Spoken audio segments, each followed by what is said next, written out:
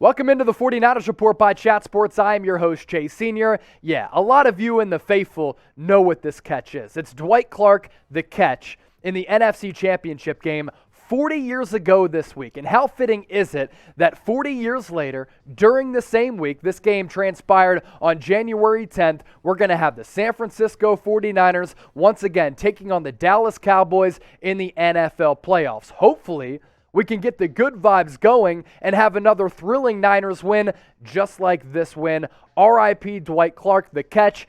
A historic moment in the history of the San Francisco 49ers. Maybe we'll have another good moment coming up on Sunday. Let's get the good vibes going against Dallas. Hit that thumbs up icon, like the video if you think the Niners can pull out the win against the Cowboys here in 2022, just like they did 40 years ago.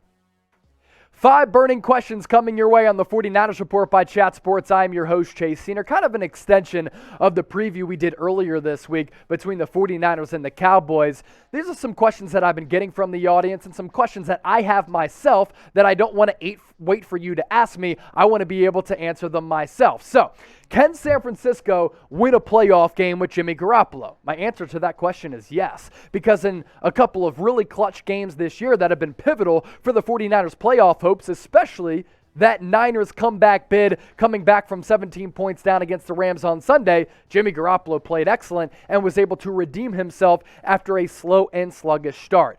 Have faith in Jimmy Garoppolo that he can get the job done against a very good Dallas Cowboys defense. Why is that? After a turbulent start against the Los Angeles Rams, he was able to finish in a superb way. And really, he has qualities that kind of exudes confidence, right? Has that calm demeanor. He's always cool, calm, and collected. And that is a necessity for any quarterback in the playoffs, considering what's at stake and the pressure that is involved. And Jimmy Garoppolo is at his best in 2-minute drills, when the pressure is on, and at the end of games when he has to be at his peak. He is. That's a really good sign for Garoppolo moving forward. And lastly, I want Jimmy Garoppolo, the G, to play like a G on Sunday, just like he did against the Rams, just like he has done in multiple instances this year when he's had to rise up to the occasion and throughout his Niners tenure when he has won a lot of football games for this franchise. He has Kyle Shanahan on his side. Kyle Shanahan, one of the best offensive minds in the NFL, especially with the way that he has this Niners offense churning the last several weeks. And this is a Niners offense, too, that has a lot of weaponry. Deebo Samuel, Brandon Ayuk, George Kittle, Jawan Jennings, this ground game as well.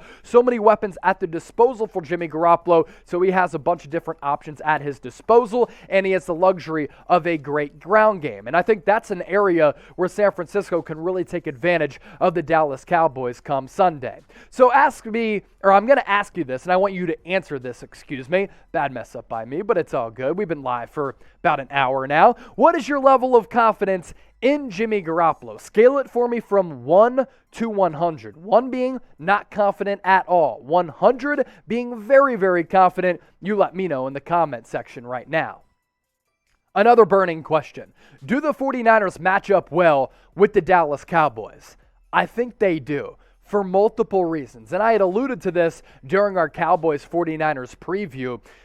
The Cowboys play in a really weak division, and they were able to go 6-0 against the NFC East, whereas San Francisco plays in arguably the best division in the NFL, and they were able to finish the back half of the season very, very strong, and in the process, finished 10-7 in a very tough and physical division. Now, San Francisco, hot at the right time. They ended the year with 7 wins in their last 9 ball games. I like how the 49ers defensive line, especially in that interior with their NASCAR package, moving Arden Key and Eric Armstead on the interior, matches up against the Cowboys offensive line. Dallas's run defense at times can be really, really iffy, and that's the bread and butter and the strength of this Niners offense led by Kyle Shanahan. I think the 49ers have the coaching edge at the head coaching spot. I'd rather have Kyle Shanahan over Mike McCarthy. Interesting note, too, it's going to be a rematch between Kyle Shanahan and Dan Quinn, who were on the wrong side of that Patriots comeback in the Super Bowl, coming back from 28-3,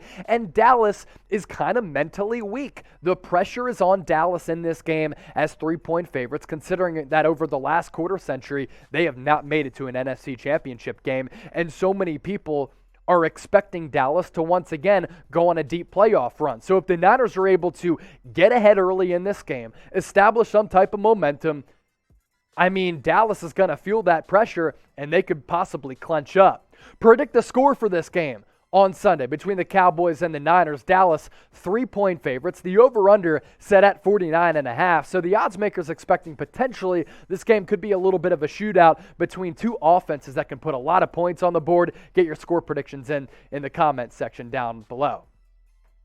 49ers playoff gear is available right now. Hopefully you can get it before this game on Sunday. I'm pumped up about the Niners making it into the tournament. You are too. I already ordered my playoff merch. Be like me and support this squad for really an impressive 2021 season. Go to chatsports.com/49ers playoffs, and there are a couple of t-shirts available, including this one right here, and a 49ers playoff hoodie that you can get your hands on. Once again, use that link down below. Thanks to our friends at Fanatics, today's presenting sponsor. Go to chatsports.com/49ers playoffs. That link will be in the comment section as well as the description of this video. Next burning question. Cowboys offense. They're really, really good, Chase. Are they going to be able to carve up the Niners defense? Potentially. Producer Coop to my left is a Cowboys fan. He's saying yes. I'm saying no. I think the Niners defense going to be able to rise up to the occasion. Now you take a look at the weaponry on the Cowboys offensive side of the football, and of course they have some stars on that side. And Kellen Moore, offensive coordinator, very good. Mike McCarthy, of course, has an offensive background as well. Dak Prescott had a really good year. Ezekiel Elliott ran for more than 1,000 yards. Tony Pollard is a great complimentary back who at times has been better than Zeke. Amari Cooper, a very good wide receiver, and CD Lamb, if it wasn't for the drops, I think he has the potential to be one of the top 10 wide receivers in the National Football League. And the Cowboys have a lot of strengths at the wide receiver spot, and one of the weaknesses for San Francisco is in that secondary. But couldn't we have said the same thing about the Rams with Cooper Kupp and Odell Beckham Jr.? Yes, Cooper Kupp went off, but really the secondary was able to hold it down because the defensive line was able to get pressure. And this Niners defense is a lot better than what people are giving it credit for. And that's really a shout out to D'Amico Ryans for what he's been able to do in his first year as defensive coordinator. Number 3 in total yards allowed throughout the regular season. Number 3 in yards per play. Number 6 in passing yards. Number 7 in rushing yards. So the Niners can play a couple of different styles. They can really lock down and hone in on the ground game. They can be good with the pass game. If they're able to get a pass rush, that's really one of the biggest keys for San Francisco come Sunday, because if Dak Prescott doesn't have time to carve up this Niners secondary, I don't think he'll be able to.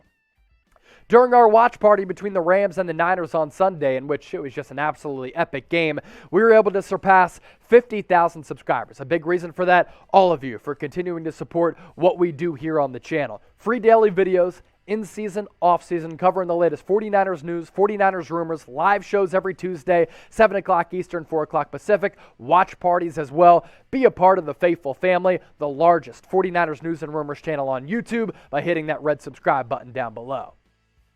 Chase, are you concerned about Kyle Shanahan going up against Dan Quinn? Dan Quinn used to be the head coach for the Falcons when Kyle Shanahan was his OC. I alluded to that Super Bowl earlier. Hopefully Kyle Shanahan doesn't lose a big lead in this game on Sunday. A little bit concerned because Kyle Shanahan has struggled against some really good defensive minds. Pete Carroll has owned him over time. Mike Vrabel was really able to confuse this Niners offense, although Jimmy Garoppolo, we found out, was trying to battle through a thumb injury. But I thought what Peter King said in his Football Morning in America column really made a lot of sense, and I thought it was a great point.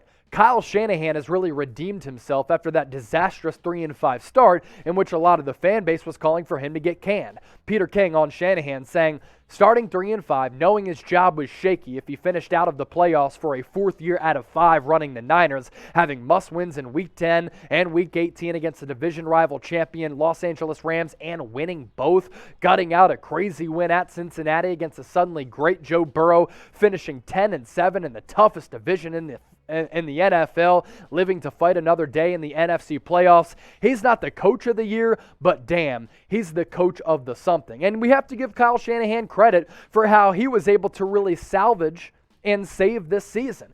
it was going in a downward trajectory. We were really going into precarious territory where a lot of people were calling for Shanahan to get fired. And a lot of people were saying San Francisco ain't it, and they don't have it. But Kyle Shanahan kept this locker room together. He made some adjustments, and really, offensively, he has called some superb games in really big spots, and there was no panic from San Francisco after they went down 17-0 to the Rams.